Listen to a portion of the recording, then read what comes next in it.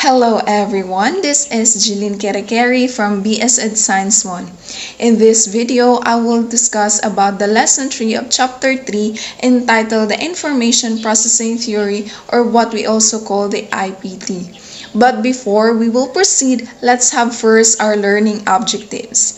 At the end of the lesson, you will be able to explain the major features of information processing theory, cite teaching implications derived from the theory, and identify teaching strategies that facilitate the storing and retrieving of information.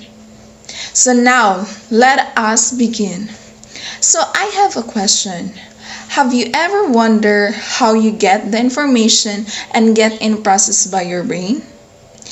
Have you ever stored an information based on what you see, what you heard, and what you touch?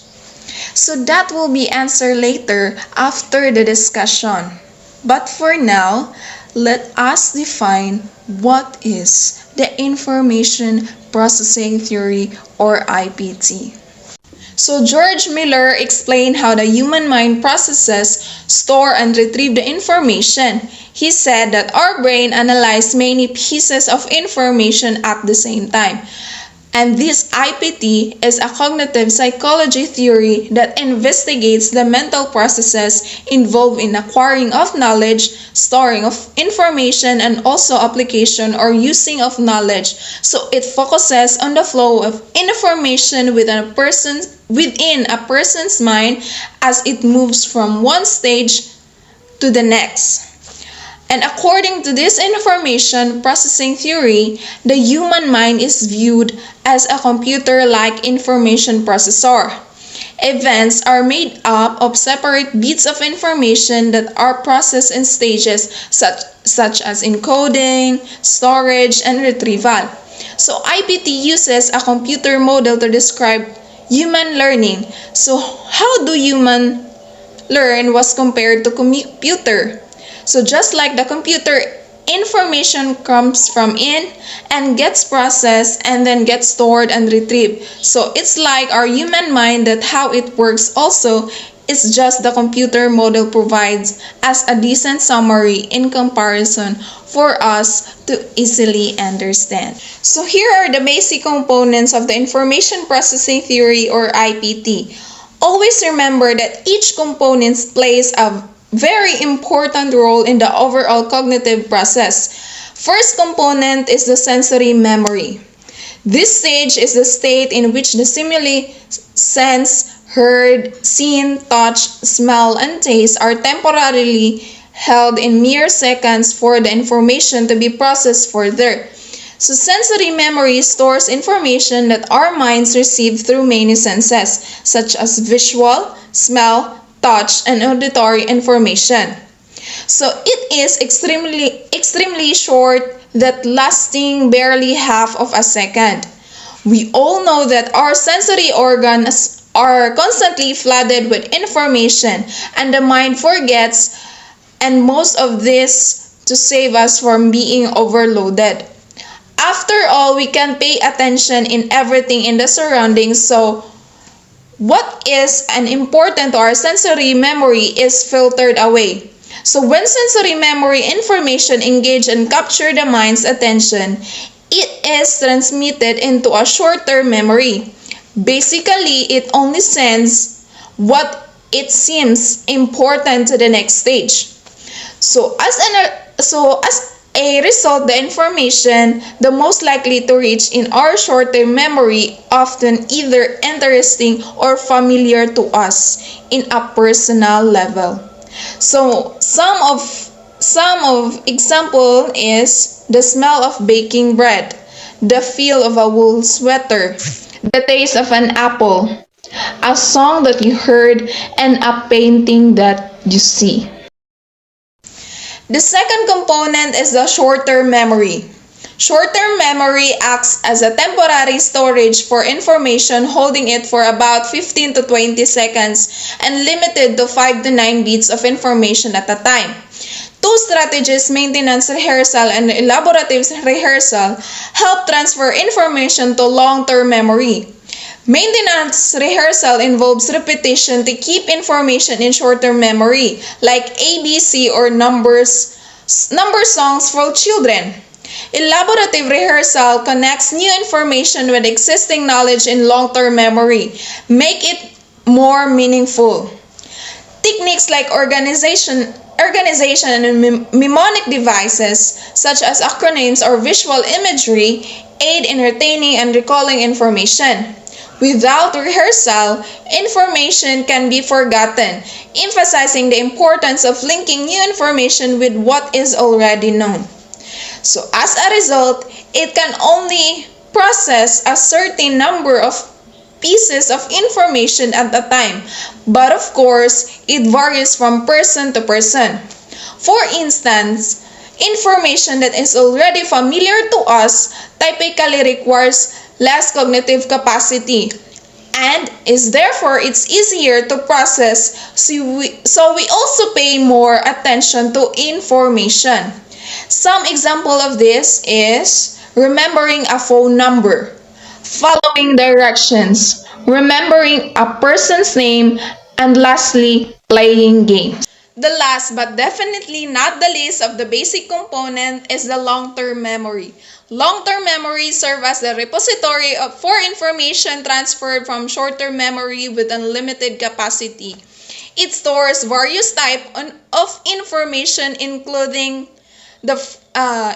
semantic memory, that facts and concepts not from personal experiences. The second is the episodic memory, that events tied to specific times and places. And the third one is the procedural memory, that knowledge of how to do things. And the last one, the imagery, which mental images aiding in recognizing and recalling information. Now, semantic memory includes knowing facts like country capitals, while episodic memory recalls personal events like embarrassing moments. And then the procedural memory helps in remembering the process like teaching a lesson step by step. And the last one, the imagery, assisting in recognizing words or associating new information with familiar images for better recall. This diverse range of memory types highlights how long-term memory stores and organizes information based on different contexts and purposes. So some example of this is recognizing symbols in chats with a partner. Oh, syarog makalimtan na nimo ang partner giunsa nimo pag first mo ba na niya? And then birthday. So how come nga makalimtan nimo imong mismo imong birthday? Bisag di na lang sa imong partner. Pero syempre dapat hinumduman na nimo imong sa partner kay special gud na niyang adlaw. And then the second to the last example is the childhood memories. Childhood memories nga katong tuhod pa'y masakitan. Karon, tuhod ra ba? Char. And then the last one is the high school memories. Kini, mo dyan ni pinakanindot.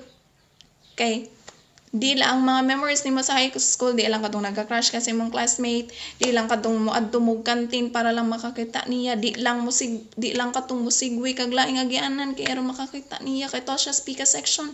But kadtong nilayat ka sa koral nga pagkaw magipatawag mo dayon sa principal.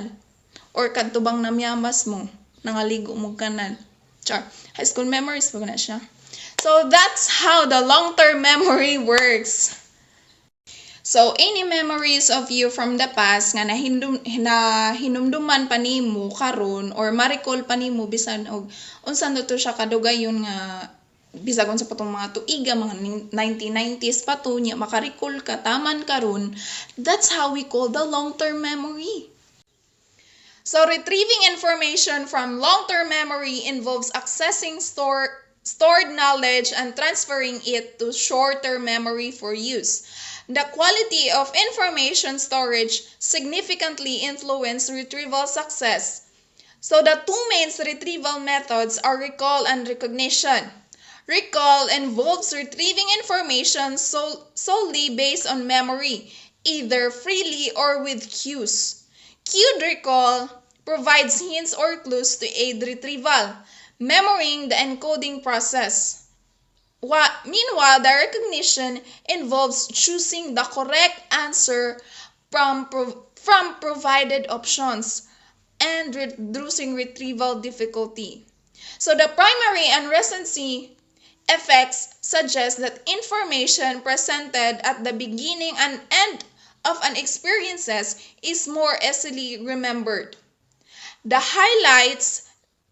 highlights the importance of effective storage strategies and the influence of presentation order on retrieval success. Forgetting is a natural and essential part of how our brains manage information. It's not simply a failure to remember, but rather a complex process involving various factors that contribute to the loss of information from our sensory, short-term, and long-term memories. Interference is one of the key factors where the presence of other information hinders our ability to recall specific information. In sensory memory, the constant bombardment of stimuli makes it difficult to focus on and retain all of them. So in short-term memory, retroactive interference occurs when new information makes it harder to recall previously learned information, while proactive interference happens when an old information interferes with recalling new learned information. So the time decay is another factor that contributes to forgetting, particularly in long-term memory. So unused information tends to fade over time, making it more difficult to access. However, the idea that information is never truly lost in long-term memory is also a prominent theory. This suggests that even seemingly forgotten information can be retrieved with conscious effort, as seen in the example of a learner rediscovering previously traumatic math concepts when revisiting them later. So, the tip of the tongue phenomenon further illustrates the complexity of forgetting. This occurs when we feel like we know the information but struggle to retrieve it.